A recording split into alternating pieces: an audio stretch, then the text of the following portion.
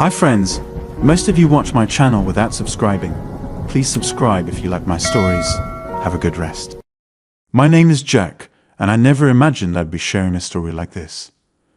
But life can take unexpected turns, and here I am. Just a few short months ago, I had what I thought was an idyllic life. A beautiful wife I adored, a successful career I was passionate about, and a loving family that meant everything to me.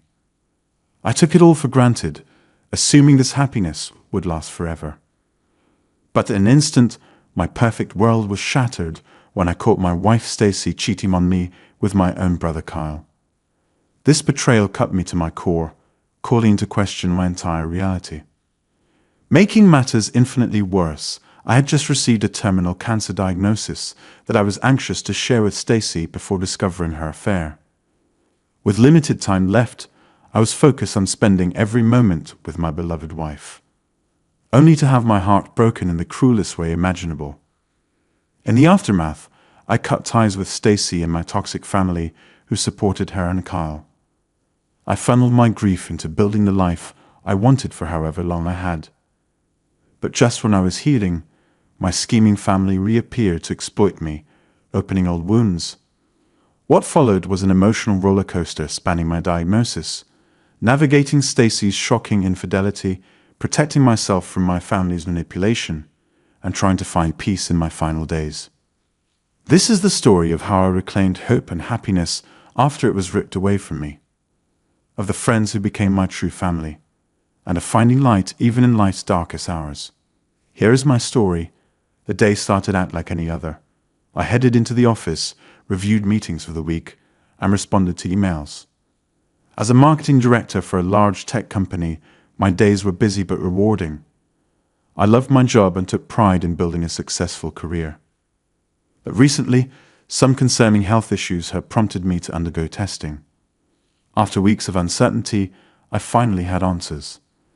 The diagnosis was stage 4 pancreatic cancer. I was still in shock on processing the news. My doctor said I likely had 6 to 12 months to live. My biggest regret was that I had kept the testing private, not wanting to worry my wife Stacy prematurely. Now I desperately needed to tell her, so we could face this challenge together, and I could surround myself with her comfort and strength. She was my high school sweetheart, my faithful partner of over 20 years, and my entire world. I knew she would be devastated, but with her by my side, I could face anything. I decided to leave work early and break the news to Stacy right away. I tried calling her cell, but it went straight to voicemail, which was unusual. When I pulled up to her house, however, her car was in the driveway. Relief washed over me knowing she was home so I could talk to her. But as I walked up to the front door, the muffled sound of music gave me pause. It seemed to be coming from the living room. I slowly turned the handle and crept inside. That's when I saw them, Stacy passionately kissing a man on our couch. Shock coursed through my body. I must be hallucinating, I thought. This can't be real. But the image before me wouldn't vanish, and the man whose hands were roving over my wife was unmistakably my younger brother Kyle. His eyes locked with mine over Stacy's shoulder. Jack. Stacy shrieked in horror. She jumped back from Kyle, clutching her clothes to cover herself. I was too stunned to speak. My mind simply could not compute the scene unfolding in front of me.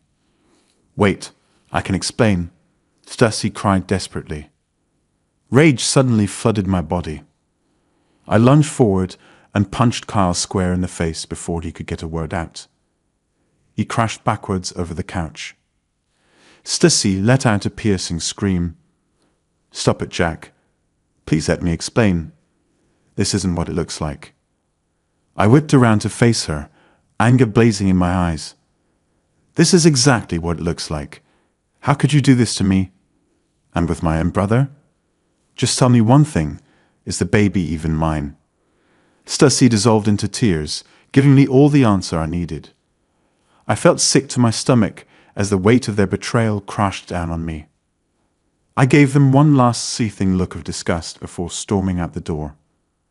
Stacy chased after me, sobbing apologies and pleas for me to come back. but I peeled out of the driveway without looking back, her cries fading into the distance. My life as I knew it had just been destroyed.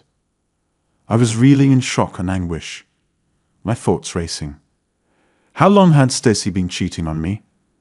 How could Kyle betray me so horrifically? And the baby, a child I had been thrilled about meeting in a few short months, wasn't even mine. In that moment, my cancer diagnosis felt almost insignificant compared to the atomic bomb that had just decimated my life. I went from elatedly rushing home to share life-changing news with my loving wife, to walking in on her with my brother in the span of a few hours. The woman I had loved so deeply, the one person I trusted most in this world, had been lying to me, possibly for months. My heart shattered into a million pieces. I ended up at a motel that night, unable to face going home. I laid on that dingy bed for hours, overcome by anguish and still in disbelief. This was all really happening. It had to be a bad dream. I kept waiting to wake up, for my world to right itself again. But this nightmare was only just beginning. The events of that horrific day played on an endless loop in my mind throughout the long, sleepless night. Where the sun rose the next morning, the magnitude of Stacy and Kyle's duplicity fully sunk in. This was no bad dream. It was my new, devastating reality. I spent about 36 more hours holed up in that motel room, chain-smoking and trying to process the destruction of my life. I ignored Stacy's constant calls and texts. She fluctuated between tearful apologies and indignant demands to speak with me immediately and explain.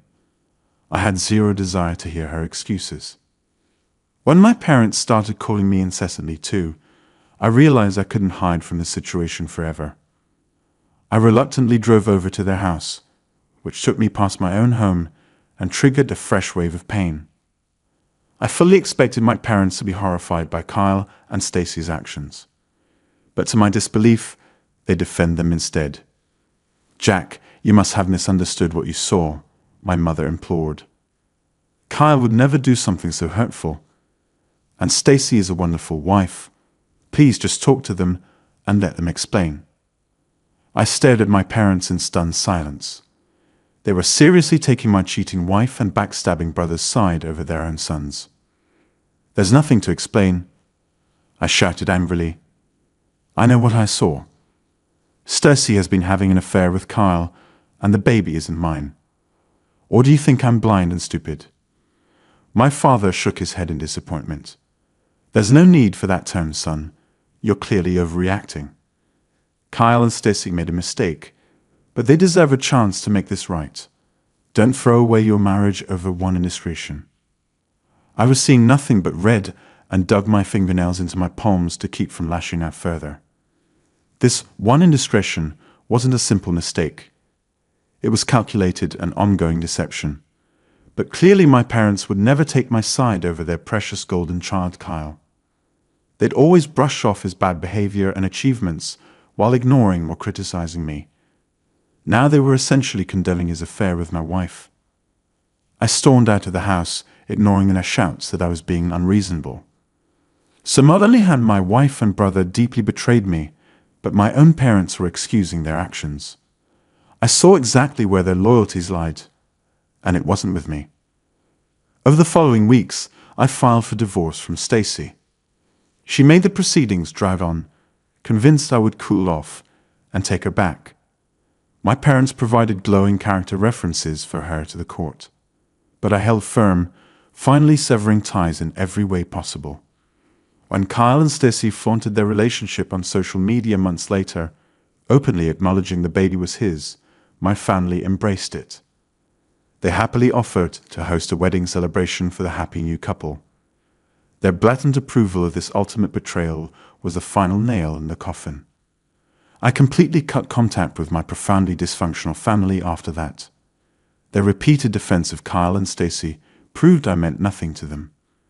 Blood apparently wasn't thicker than water after all. I channeled my pain into building a better life for myself. I received promotions at work, dove back into old hobbies, reconnected with true friends, and even started dating again. I was determined not to let this trauma destroy me. It was a daily struggle, but slowly I regained my strength and happiness. For over 2 years, I focused entirely on moving forward, refusing to look back at the wreckage in my rearview mirror.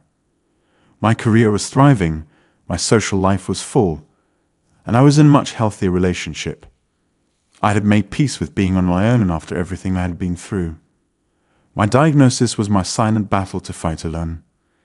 The only people I kept updated were my doctor and my lawyer to get my affairs in order. But otherwise, I told no one about the cancer and tried to live fully in the present. I should have known the calm couldn't last. Out of the blue, my estranged mother started texting me saying they missed me and wanted to reconnect as a family. I figured she was just having empty nest syndrome now, that Kyle and the grandbaby had moved out. I politely but firmly declined her request to meet up. Then a phone call from my father changed everything. He casually mentioned seeing on my social media that I had gotten a big promotion at work. I felt my stomach drop, immediately realizing why they were suddenly trying to weasel their way back into my life. Just as expected, my father suggested I come visit them so we could discuss my new role and catch up as a family. I saw right through the thin veneer covering their true motivation: money. After ignoring their calls for weeks, I finally agreed to meet with them just to end the harassment. I knew exactly what awaited me. And sure enough, as soon as I arrived, my parents began oh so subtly hinting about their financial woes after Kyle lost his job. How challenging it was to maintain their lavish lifestyle now. And wasn't it wonderful how successful I was these days? After awkwardly dancing around the subject for way too long, my father finally cut to the chase. They needed money and thought I should do the right thing and help family out. I was flabbergasted by their boldness after everything they had put me through. I refused, of course, which sent my father into a rage about what an ungrateful, selfish son I was. I left without another word, making it abundantly clear I would never give them a cent. In the weeks that followed, my parents unleashed an all-out assault to change my mind. My brother Kyle showed up at my door, making threatening demands which I ignored. My mother tried to manipulate me with Falk's concern about my well-being and how it wasn't healthy to hold grudges. When their bullying and intimidation tactics didn't work, they turned to legal threats. My ex-wife Stacy filed motions to increase my alimony payment to her substantially, no doubt assuming I would pay up to avoid the hassle. But I was done being manipulated by their scheming. This time, I fought back. Hard. I hired a shark of a lawyer and presented evidence contradicting all the claims my family made against me. After a brutal court battle, the judge ultimately ruled fully in my favor. I finally felt empowered after so many years of being kicked around by my toxic relatives. In the end, I won the freedom and peace of mind I had craved for so long. But the toll this ordeal took on me was undeniable. I plunged into decline rapidly, my already precarious health take a turn for the worse. Yet despite it all, in those final months, I found a sense of closure and justice I had thought impossible. And I realized that cutting out my conniving family was the best gift I could have given myself. I was determined to spend however long I had left surrounded by people who truly cared about me and who I cared for in return. Blood relatives are not always the family you need. Instead, family are those who stand by your side and lift you up when you need it most. By that definition, my family was bigger and stronger than ever without the ones who had caused me so much pain. In life, I believe we all write our own stories. Mine certainly took turns I never expected. But we can decide how our story ends. I chose to make my closing chapter about hope, love, and living life on my own terms. That was the greatest victory of all.